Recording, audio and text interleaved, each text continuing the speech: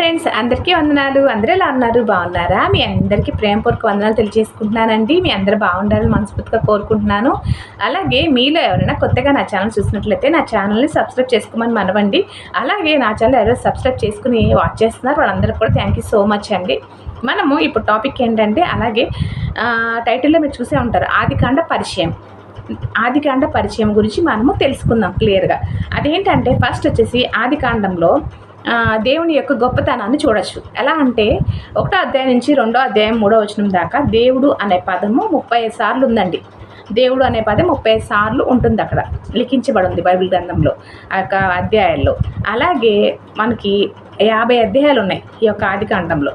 అలాగే ఏంటంటే ఈ యొక్క పరిచయంలో మనకి 4 పావులుగా అంటే డివైడ్ చేసుకుంటూ వస్తే అంటే 50 అధ్యాయాలు కదండి, 12:30 అట్లా 4 పావులుగా నలుగురు గురించి క్లియర్గా ఉంటుంది. నలుగురు గురించి క్లియర్గా ఉన్నట్టుగానే ఫస్ట్ వచ్చేసి మనకి 1వ అధ్యాయం నుంచి 4వ అధ్యాయం వరకు దేవుడు చేసిన సృష్టి గురించి, అలాగే ఆదాం గురించి, అంటే మనుషులు ఎలా సృష్టించాడు దేవుడు వాటి గురించి వివరంగా ఉంటుంది. దాని తర్వాత దగ్గర చూసుకుంటే 5వ అధ్యాయం నుంచి 11వ అధ్యాయం వరకు నోవాహు గురించి ఉంటుందండి. నోవాహు గురించి ఉన్నప్పుడు నోవాహు నీతిమంతుడిగా ఎంచబడతాడు దేవుడి దృష్టిలో. అక్కడ కయ్యన్ వరకు వాళ్ళు చూసుకుంటే, అంటే 5వ అధ్యాయం వరకు చూసుకుంటే దేవుడు మనుషులు చేసిన తర్వాత తాను మనసులో నొచ్చుకున్నాడండి. ఎలా అంటే సంతాపం నొందాడు. మనుషులు ఏంటంటే వాళ్ళ ఇష్టానుసారంగా దేవుడు మనకిచ్చిన ఫ్రీవిల్, మనకిచ్చిన స్వేచ్ఛను బట్టి, అంటే మన దేవుడు ప్రతి మనిషి దేవుడే కదా చేశాడు, దేవుడే కదా చూశాడు, ఆ దేవుడే కదా చేశాడు అన్నట్లుగా ఏమంటారని ప్రతి ఒక్కళ్ళు, ఏ దేవుడు సమస్తము చేసిన వాడు మరి తప్పు చేయకుండా ఆపగలడా అన్నట్లుగా చాలామంది మనుషులు మాట్లాడుతూ ఉంటారండి. ఇక పాపాల గురించి చేసినప్పుడు, దేవుని ఎరిగిన వాళ్ళు పాపం చేసినప్పుడు, అలాగే బైబిల్ గ్రంథంలో ఉన్న ఆ యొక్క అధ్యాయాలను బట్టి చూసుకుంటే దేవుడు ఏంటి అక్కడ మనల్ని మనుషులుగా పుట్టించుకున్నాడు. అలాగే దేవుని కన్నా కొంచెం తక్కువగా మనుషులను చేసుకున్నాడు. ఆయన ఎంతో ఇష్టంగా మనం చేసుకున్నాడు. దేవుడు ఎంతో ఇష్టంగా చేసుకున్నప్పుడు మనము మన ఇంట్లో పెట్ని ఎలా కట్టేసుకుంటాము, డాగ్ని. ఫర్ ఎగ్జాంపుల్ మా ఇంట్లో క్యాట్ని పెంచుకుంటున్నాం. దానికి మా యొక్క సర్వెంట్ వస్తే నేను ఏం చేస్తానంటే తట్టలో పెట్టేస్తానండి. అంటే డిస్టర్బ్ చేయకుండా, ఎక్కడ చీపురు పట్టుకున్నట్లు ఏలాడుతూ ఉంటుంది, డస్ట్లో అలా ఏలాడుతూ ఉంటుంది. నేనేం చేస్తాను, తీసుకొచ్చేసి ఆ తట్టలో పెట్టేస్తే అది కదలకుండా దాంట్లోనే ఉంటుంది అనమాట. అలాగే డాగ్ అయితే మా అత్తగారింట్లో డాగ్ ఉంది. ఆ డాగ్ అయితే ఏం చేస్తారు, వాళ్ళు కట్టేస్తారనమాట. మనకి దేవుడు అలాంటి ఇది ఇవ్వలేదండి. అంటే ఫ్రీవిల్ ఇచ్చాడు మన దేవుడు. మనల్ని జంతువులా చూడలేదు దేవుడు. అక్కడ చక్కగా వివరంగా మనకి ఉందన్నమాట. ఎవరెవరు ఇచ్చి చెప్పినా వాళ్ళు బ్రతికారు ఆ యొక్క సిచ్యువేషన్లో. అలా సిచ్యువేషన్లో వచ్చినప్పుడు దేవుడు మనకి ఇచ్చిన స్వేచ్ఛని అక్కడ వాళ్ళు ఏంటంటే వ్యర్థంగా యూజ్ చేసుకున్నారు. అందుకని దేవుడు ఏం చేశాడు, మనసులో నొచ్చుకున్నాడు అనమాట. మనల్ని జంతువుల్లాగా ట్రీట్ చేయలేదు దేవుడు. మనుషులుగా చక్కగా తినండి, హ్యాపీగా ఉండండి అని చెప్పి ఒక పెద్ద వరాన్ని, మంచి ఫ్రూట్స్ ఉన్న ఆ యొక్క తోటల్ని, అన్నిటి శ్రేష్టమైనవి మనకు దేవుడు ఇచ్చాడు అనమాట ఆ యొక్క వచనాల్లో, ఆ యొక్క అధ్యాయాల్లో. కానీ మనిషే తప్పు చేసి దేవుడు తినద్దన్న పండును తిని అక్కడ అవ్వమ్మ గారు చేసుకున్న దాన్ని బట్టి ప్రతి మనిషి పాపిగా మారిపోయాడు. ఇది తెలియక జనాలు దేవుడే చేశాడు కదా, దేవుడు తెలియకుండా ఉంటుందా, దేవుడు తెలియకుండా చేస్తారా అన్నట్లు చాలామంది అపోహంగా మాట్లాడుతూ ఉంటారండి. కానీ దేవుడు ఇంత స్వేచ్ఛ మనకి ఇచ్చాడు, మనమే దాన్ని మిస్యూజ్ చేసుకున్నాము అనేది అసలు ప్రతి మనిషికి అర్థం కావట్లేదండి. ఎంత క్లియర్గా ఉన్నా కూడా వాళ్ళు అర్థం చేసుకునే స్థితిలో ఉంటున్నారు. సో ఇది టాపిక్ కాదు మనది. మన టాపిక్ వచ్చేసి ఆ యొక్క నోవాహు గురించి. నోవాహు 5వ అధ్యాయం నుంచి 11వ అధ్యాయం వరకు చక్కగా క్లియర్గా నీతిమంతుడిగా ఉన్నాడు. దేవుడు చెప్పినట్టు చేశాడు. అంటే పడవను చేసుకో, జలప్రళయం సృష్టించానని చెప్పంగానే దేవుడు చెప్పినట్టు చేశాడు నోవాహు. సో ఏంటంటే నోవాహు చెప్పినట్టుగా ఆ యొక్క మొత్తం జరిగింది. నోవాహులో అక్కడ ఏం కనపడింది, మనకి నీతి కనపడింది. మనము ఆ పాయింటే తీసుకుందాం.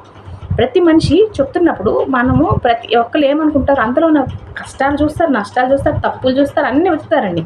కానీ మనము క్రీస్తుని ఎరిగిన వారం ప్రతి మనిషిలో మనము మంచి చూడాలండి, చెడు చూడకూడదు. తీర్పు తీర్చుట యెహోవా వశం అన్నాడు. దేవుని వశం అన్నారు కదా, తీర్పు తెచ్చి నా వశం అని చెప్పాడు దేవుడు. అప్పుడు అలాంటప్పుడు మనం ఎందుకండి మనుషుల యొక్క తప్పులు చూడాలి. బైబిల్లో అయినా కూడా అంతే. ఇప్పుడు ప్రతి ఒక్కళ్ళు ఏం చేస్తున్నారు, దేవుణ్ణి అవమానపరచడం కోసము ఏం చేస్తున్నారు, వాళ్ళు ఉన్న తప్పులు చూస్తున్నారండి. కానీ మంచిని ఎవరు చూడండి. ఇది మానవ నైజం. సో ఏంటంటే దేవుడు అక్కడ నీతిని చూశాడు నోవాహుకి.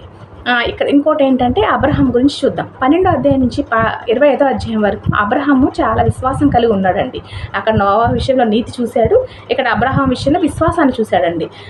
ఈ యొక్క అధ్యాయంలో క్లియర్గా ఉంటుందన్నమాట. అలాగే యాకోబు యాకోబు వచ్చేసి 27 నుంచి 38 అధ్యాయాలు ఉన్నాయండి. యాకోబులో ఏం చూశాడు? నిరీక్షణ చూశాడు.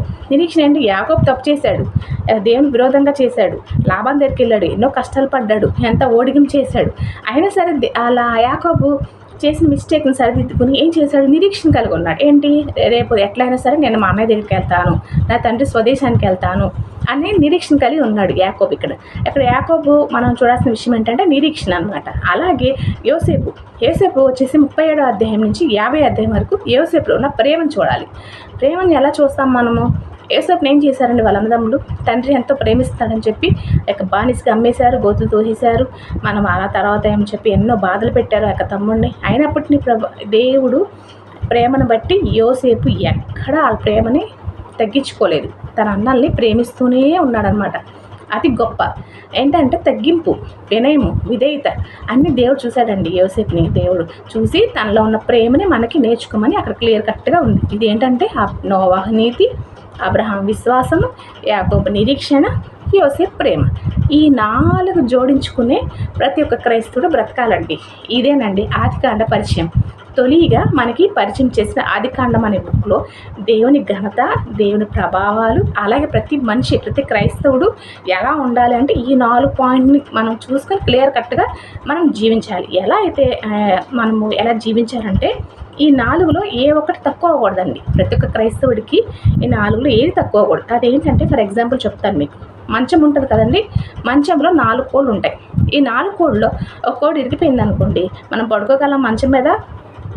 అలాగే మనము ఈ కోడ్ అనేది విరిగిపోకుండా చూసుకోవాలి. అంటే ఏ ఒక్కటి నీతి తగ్గించుకోకూడదు, విశ్వాసాన్ని పోగొట్టుకోకూడదు, నిరీక్షణ లేకుండా ఉండకూడదు. దేవుడు వస్తారు కదండి, ఆ యొక్క నిరీక్షణ కలిగి ఉండాలి, అలాగే ప్రేమ కలిగి ఉండాలి. ఈ 4 తగ్గించుకోకుండా మనం క్లియర్గా ఉండాలన్నమాట. ఇది ఆదికాండ పరిచయం యొక్క వివరణ అండి. ఈ యొక్క క్లియర్గా మనం యొక్క అధ్యాయం చదివినట్లయితే, ప్రతి ఒక్క అంటే 50 అధ్యాయాలు చదివినట్లయితే మనకి ఈ యొక్క అధ్యాయం యొక్క సారాంశం ఇదండి.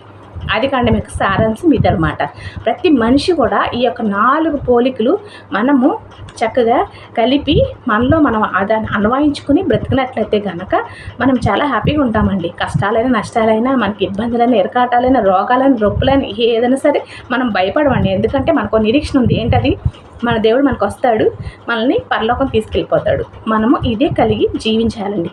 ఇదే ఆదికాండం యొక్క సారాంశం. థ్యాంక్ యూ సో మచ్ అండి. అందరికీ వందనాలు.